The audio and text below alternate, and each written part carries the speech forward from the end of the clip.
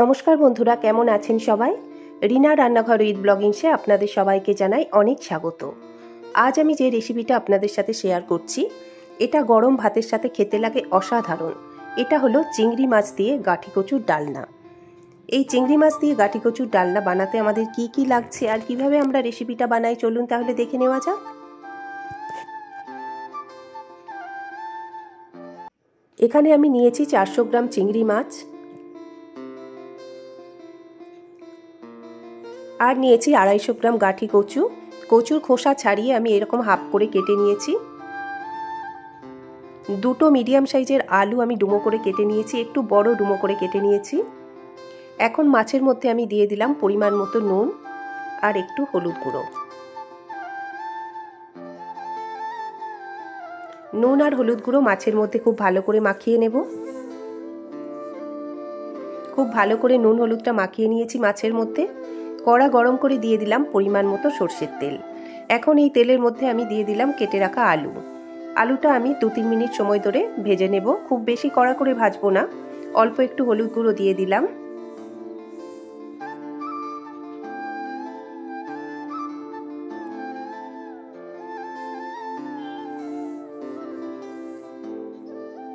আলুটা ভাজা হয়ে গেছে, এখন আমি তুলে নেব।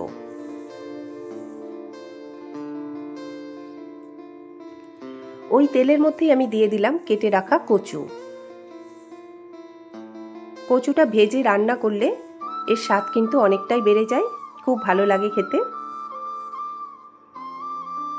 অল্প একটু হলুদ গুঁড়ো দিয়ে দিলাম। কচুটাও খুব অল্প করে ভেজে নেব, বেশি লাল করে বেশি কড়া করে ভাজবো না। ওই মিনিট 2 সময় ধরে কচুটা ভেজে নেব। ভাজা হয়ে গেছে, এখন আমি তুলে নিচ্ছি।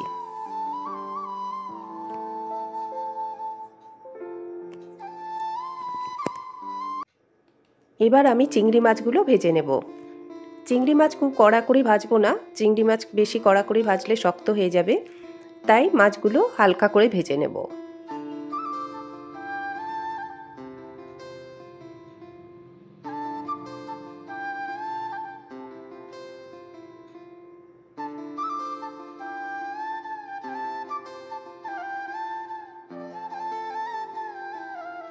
এক দিকটা হয়ে গেলে অন্য দিকটা উল্টে দিলাম। এইরকম করে দুদিকটা খুব সুন্দর করে ভেজে নেব। মাছগুলো আমার ভাজা হয়ে গেছে, এখন এগুলো আমি একটা প্লেটের মধ্যে তুলে নেব।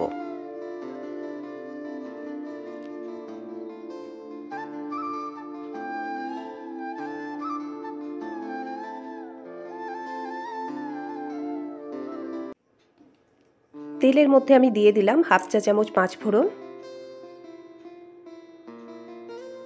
5 ফোড়নটা একটু কষিয়ে নেওয়ার পরে এর মধ্যে আমি দিয়ে দিলাম দুটো মিডিয়াম সাইজের কেটে রাখা পেঁয়াজ।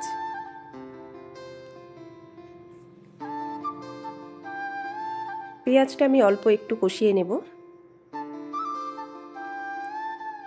এবার এর মধ্যে দিয়ে দিলাম 1 চা চামচ রসুন বাটা আর 1 চা চামচ আদা বাটা। এখানে আদা রসুনটা আমি ঠিক বেটে নিইনি, থেতো করে নিয়েছি। আর দিয়ে দিলাম একটা কেটে রাখা টমেটো আর দুটো চেরা কাঁচা লঙ্কা। এখন সব কিছু আমি খুব ভালো করে কষিয়ে নেব। আদা রসুন টমেটোর কাঁচা গন্ধটা চলে যায় যাতে, সেই রকমভাবে আমি খুব ভালো করে কষিয়ে নেব। অল্প একটু নুন দিয়ে দিলাম, তাহলে টমেটো খুব ভালোভাবে নরম হয়ে যাবে আর তাড়াতাড়ি কষানোও হয়ে যাবে। দিয়ে দিলাম হাফ চা চামচ চিনি। এখন সব কিছু খুব ভালো করে কষিয়ে নেব। ভালো করে কষানো হয়ে গেছে, এখন আমি দিয়ে দিলাম হলুদ গুঁড়ো, লঙ্কার গুঁড়ো, জিরের গুঁড়ো আর দিয়ে দিলাম কাশ্মীরি লঙ্কার গুঁড়ো। সব কিছুই আমি হাফ চা চামচ করে দিয়েছি। অল্প একটু জল দিয়ে মশলাটা আমি খুব ভালো করে কষিয়ে নেব।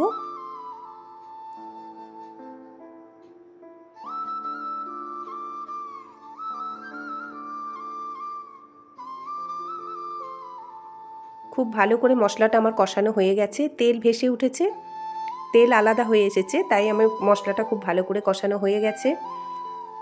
এবার এর মধ্যে আমি দিয়ে দেব ভেজে রাখা কচু আর আলু। কচু আলুটা আমি মশলার সাথে খুব ভালো করে মিশিয়ে নেব।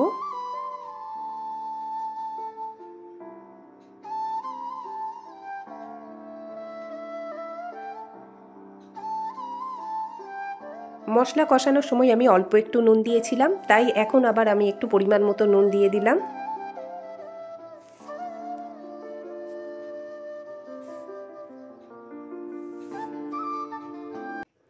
খুব ভালো করে কষিয়ে নেওয়ার পর দিয়ে দিলাম পরিমাণ মতো জল। জলের পরিমাণটা এখানে বুঝে দিতে হবে, যে যেরকম গ্রেভি পছন্দ করবেন সেই বুঝে জলের পরিমাণটা দিতে হবে। এবার কড়াটা ঢাকা দিয়ে আমি 5 মিনিটের জন্য রান্নাটা করে নেব। 5 মিনিট পরে ফিরে এলাম। কচু আলু অনেকটাই সেদ্ধ হয়ে গেছে। এখন আমি এর মধ্যে দিয়ে দিলাম ভেজে রাখা চিংড়ি মাছ। চিংড়ি মাছটা খুব ভালো করে মিশিয়ে নেব। চিংড়ি মাছটা খুব ভালো করে মিশিয়ে নেওয়ার পর আবারও কড়াটা ঢাকা দিয়ে 5 মিনিটের জন্য আমি রান্নাটা করে নেব। 5 মিনিট হয়ে গেলে ফিরে এলাম। কচু আলু খুব ভালোভাবে সেদ্ধ হয়ে গেছে। আমার রান্নাটা একদম কমপ্লিট। এখন আমি গ্যাসের ফ্লেমটা অফ করে দিলাম। তাহলে বন্ধুরা, কেমন লাগলো আমার আজকের রেসিপিটা অবশ্যই আমাকে কমেন্টস করে জানাবেন। যদি ভিডিওটা ভালো লাগে তাহলে একটা লাইক করে দেবেন, আর পাশে থাকা বেল আইকনটি অবশ্যই প্রেস করবেন নতুন কোনো ভিডিওর নোটিফিকেশান পাওয়ার জন্য। সকলে ভালো থাকবেন, সুস্থ থাকবেন। দেখা হবে আবার নতুন কোনো ভিডিওতে। ধন্যবাদ।